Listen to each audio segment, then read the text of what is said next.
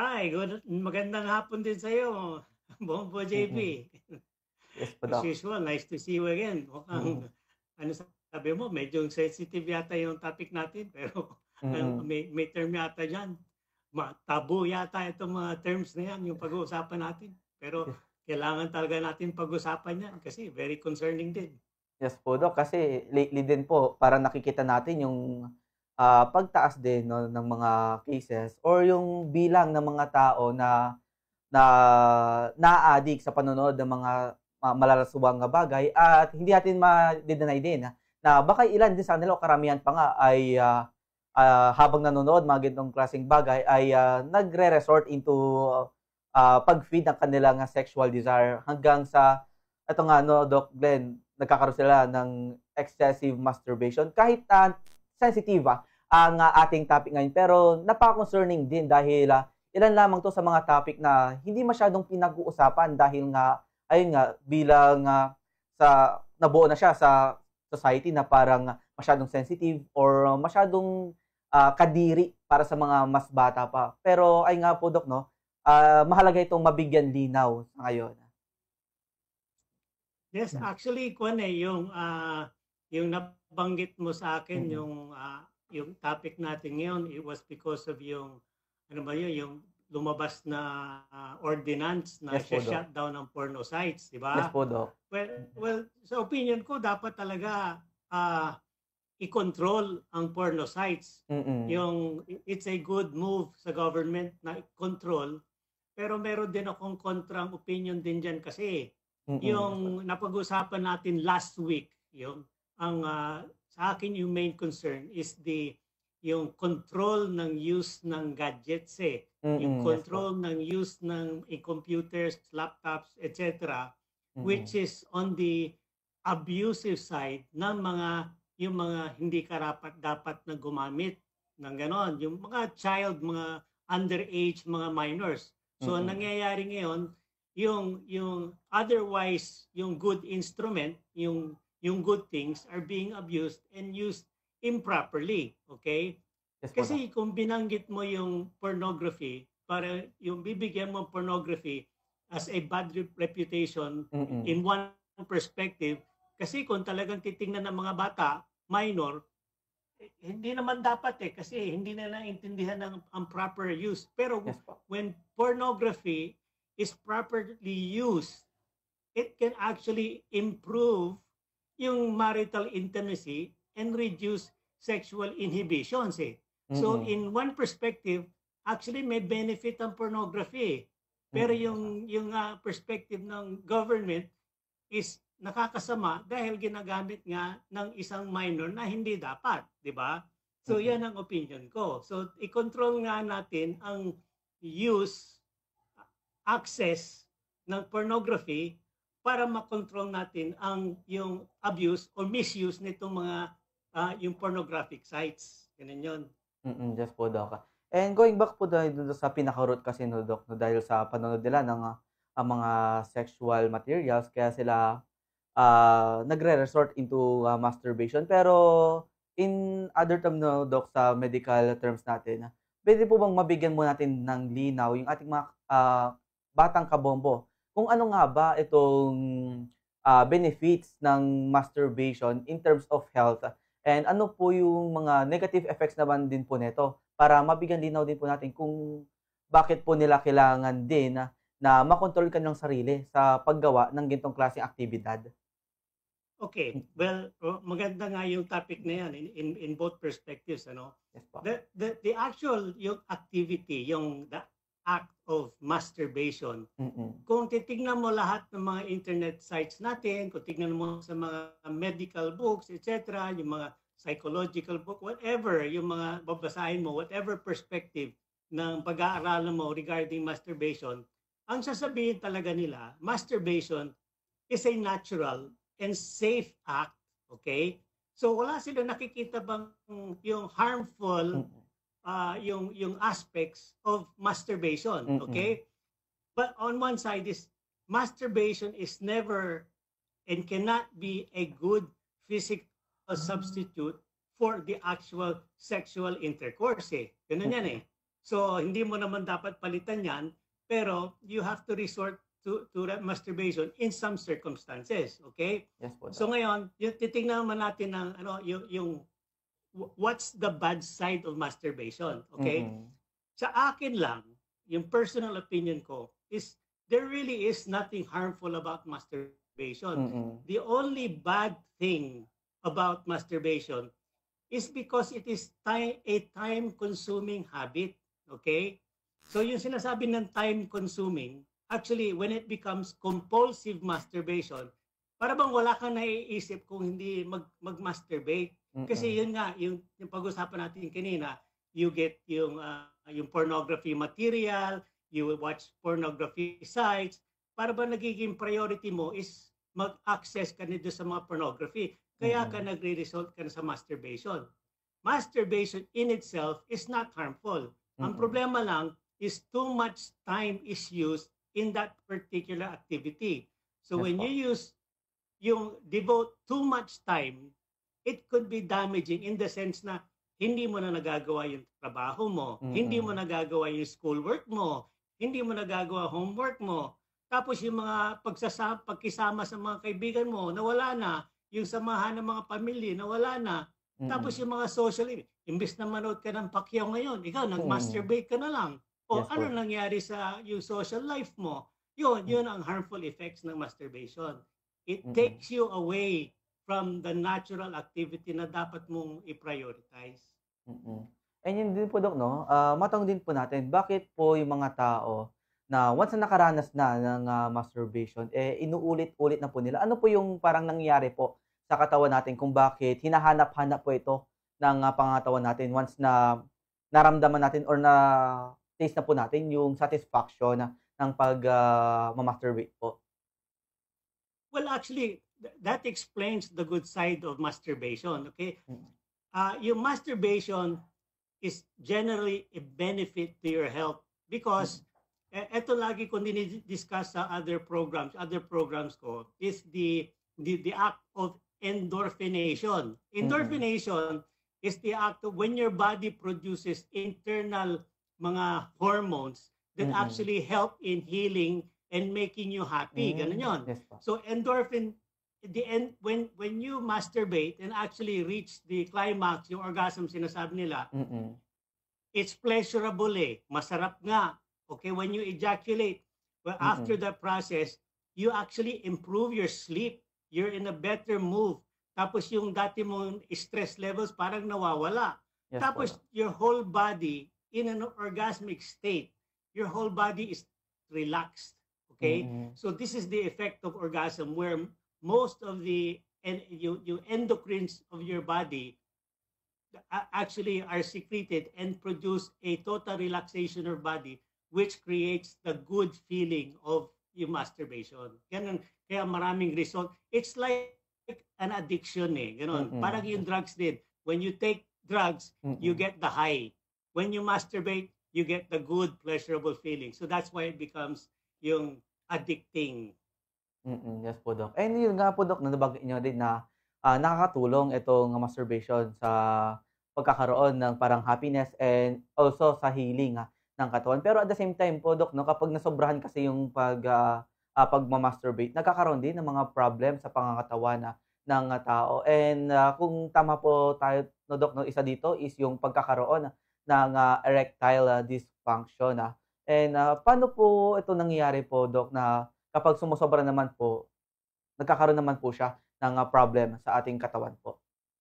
Well, actually, masturbation and erectile Mm. dysfunction are parang two different entities. Ano? Mm. Erectile dysfunction basically is a problem that's brought about by yung mga kanyan eh.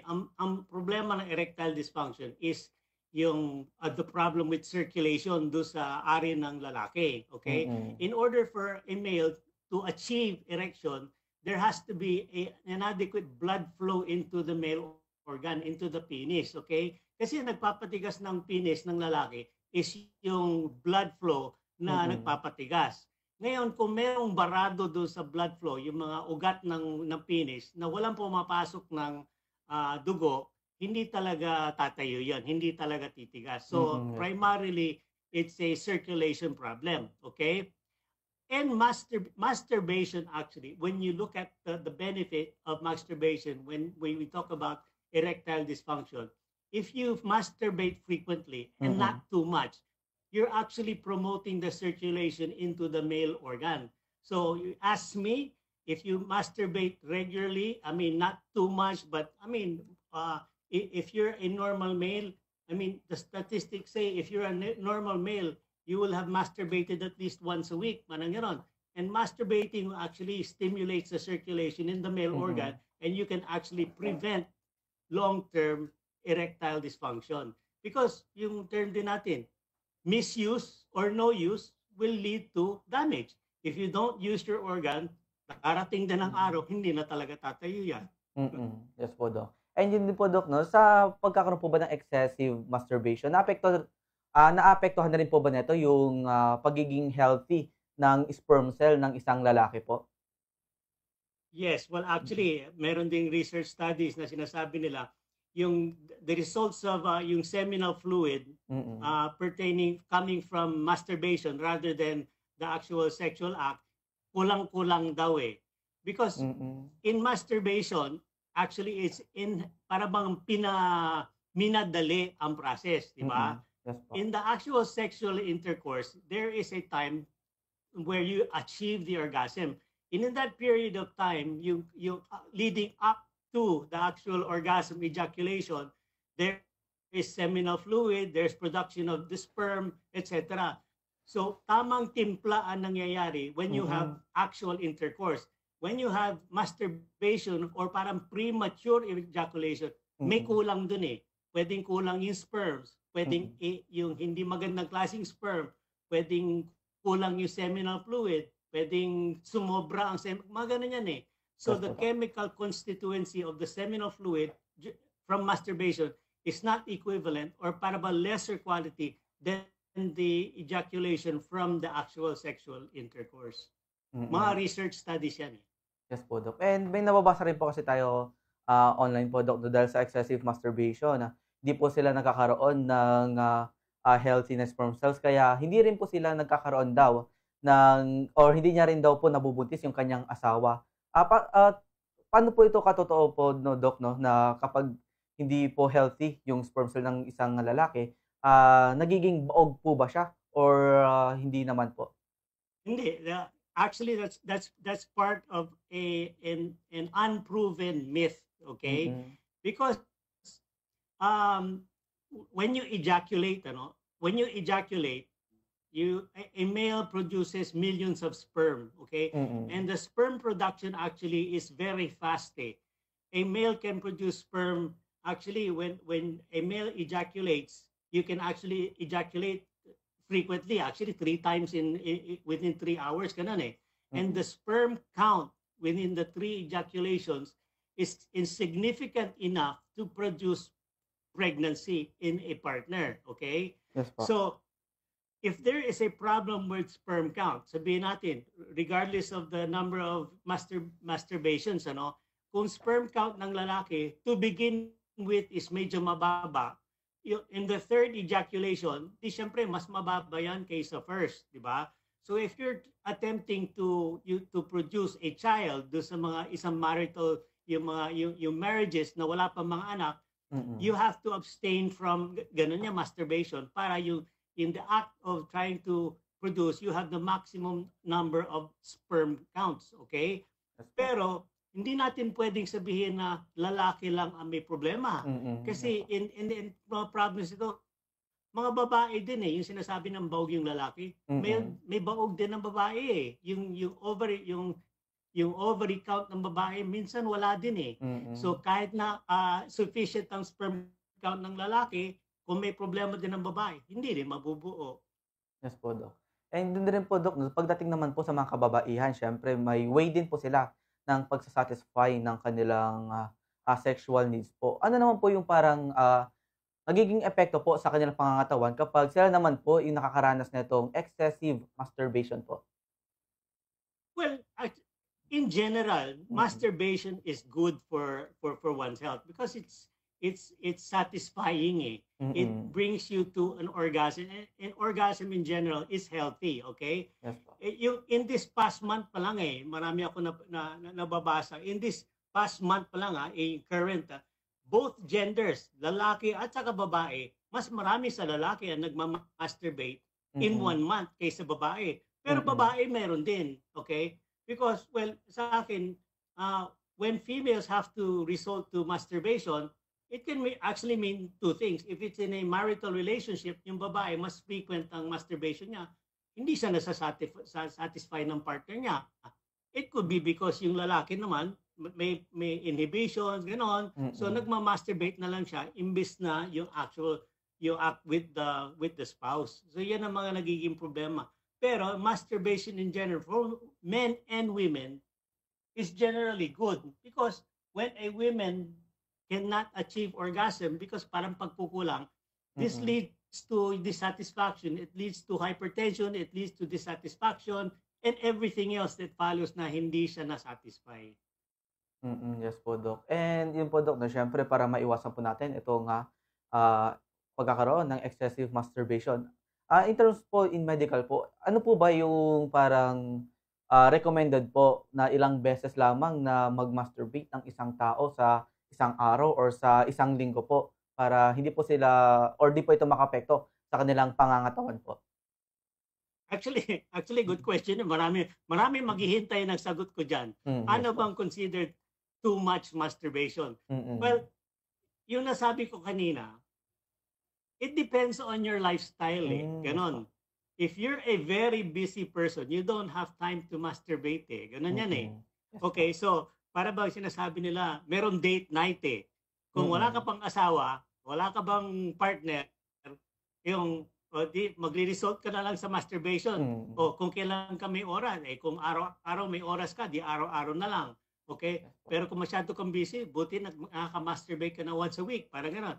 So, ang question is, how much is too much? Yes. And kahit saan ka pumunta, kahit saan ka kumonsulta, kahit sa akin magtanong, there is no normal amount of masturbation. There is no excessive masturbation. It becomes excessive when your social life is affected eh. Yes po. Yun di ba nasabi ko kanina, excessive depends on what's happening with your normal life. Para bang antisocial ka na ba? Hindi ka na lumalabas? Hindi mo na nagagawa yung routine na chores mo? Yun, bakit? Because you're engaging in masturbation which is affecting your social life. That's when it becomes too much. Yes po, Doc. And rin po, Doc, no, matanong din natin dahil sensitibo po yung topic na masturbation. Minsan nga po, hindi po sila open yung mga tao na gawin ito dahil para sa kanila, isa tong sinful act. Pero, required po ba ang ating katawan na mag-masturbate po kahit once a week po? Or hindi naman po siya ito gaano nire-require ng ating katawan po? No, it's not a requirement that a human being masturbates. Ang sinasabi ko lang, you can attain yung ganito lang, gagawin ko example ito, no. Meron akong nakuhang isang statistic, no. Yes po. Men that frequently masturbate regularly have less incidence of prostate cancer. Okay? Good. So, yung going from that fact, others will follow din eh. If you can masturbate regularly and attain yung orgasm and be satisfied regularly, you can avoid yung major illnesses eh. You can avoid hypertension, you can avoid neurological problems, you can avoid heart problems, ganun. Okay? And another fact, those men that masturbate or women that masturbate more frequently have an edge, a cognitive edge eh. Mas magandang recall nila kaysa yung hindi nagmamasturbate eh. So these are facts that still have to be 100% proven, pero the evidence shows sa mga nagmamasturbate, mas maganda performance nila overall kaysa yung hindi nagmamasturbate. Yes po, Doc. And then, ito rin po, Doc, no, matanong na din po natin dahil kamakailan din po may nakita rin po tayo parang kumakalat online kung saan sabi po na ang masturbation is nakakatulong para mas ma-extend pa yung buhay ng isang tao. Gaano po ito katotoo, Doc Glenn? Well, ako, I think it's true because, well, kailangan natin kumuha ng census, Mm. yung census. Kausapin natin ang mga lahat ng lalaki na umabot ng 90, tanungin sa kanila specifically, how many times a week or month or year do you masturbate? Okay? Mm. Isasabihin nila sa iyo. And compare that with yung isang lalaki that masturbates less frequently. And you Yes will po. come to the conclusion that if you masturbate more frequent in your life, you can extend your life by a lot, like 10 years. Ganon. So Mm. that's my belief. And actually, the supporting facts say, because when you masturbate or when you have frequent sex, which is better, frequent sex, eto, hindi ko illegal yung Yes po. sinasabi ko healthy, regular sex, you actually improve your health because you endorphinate your body, you Mm. reward your body, you relieve tension, and the overall result is a healthier life. Mm.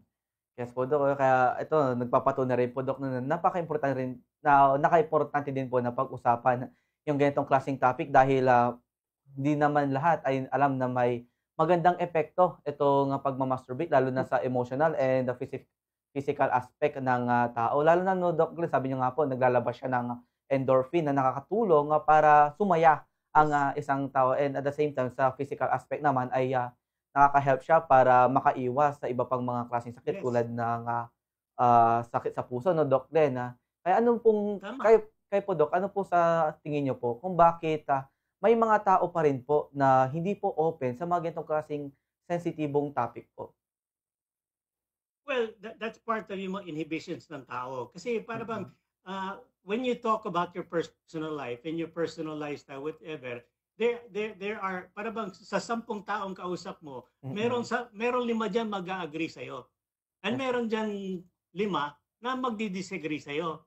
Okay. Mm. Pero kung hindi mo naman sasabihin mo, akin na lang, wala na kayong pakialam dyan. Mm. Akin na lang yan, it's my personal life and nobody has to be concerned. Okay? So, ang nagiging tendency ng tao, sige na lang, wag mo nang pakialaman niya, akin na lang yan. Whether I do it or not, that has nothing to you. But if you want my opinion, because it's going to affect your life, sige, sasabihin ko sa'yo, sige, ganito karami yung activity kong ganyan. Ganun na lang. It's on a one-to-one personal basis. Ang topic na masturbation, hindi mo natin kailangan i-broadcast yan, yung publicly. Pero it's something we can talk about because it's actually something that's beneficial and people should know about this. You should keep it on the back burner. Paano sinasabi? Ang bottom line ko dyan is it's part of sexercise, di ba? Yes po. Sexercise is good for your life. Ganun. Sexercise is better than watching TV all day. Parang ganun lang. Yes po, Doc. And huling katanungan na rin po, Doc, no? Ano po yung inyong may papayo po sa ating mga kabombo para magkaroon po sila ng regular and healthy masturbation and hindi po nauuwi sa excessive na pagmamasturbate po? Well, yung isang nakita ko, common recommendations sa mga doctors, mga medical, yung sites, etc. When masturbation becomes a problem, you have to resort to rehabilitation, okay? A personal form of rehabilitation. And how do you rehabilitate your masturbation problem, which is not really a problem? And the recommendation is engage in other activities na hindi mo naman dapat ginagawa. You can engage in more frequent sports. You can go to more parties. You can go to more clubs and things like that actually stimulate you to bring you outside of the house, outside of your masturbation. So you will be busy in something else rather than concentrating on something that you want to do para bang pinaprioritize mo na unnecessarily. Ganun lang. Yes po, Doc. Ayan po, maraming salamat po ulit at binigyan niyo po kami ng oras para maliwanagan dito sa ating talakay ngayong araw, which is itong excessive masturbation. And yun po, Doc, no, maraming salamat po sa inyong oras po and happy Sunday po sa inyo. Thank you din. Nice to be here. It's a pleasure being with you. Thanks, Jerry. See you on next Sunday po ulit, Doc. Yes.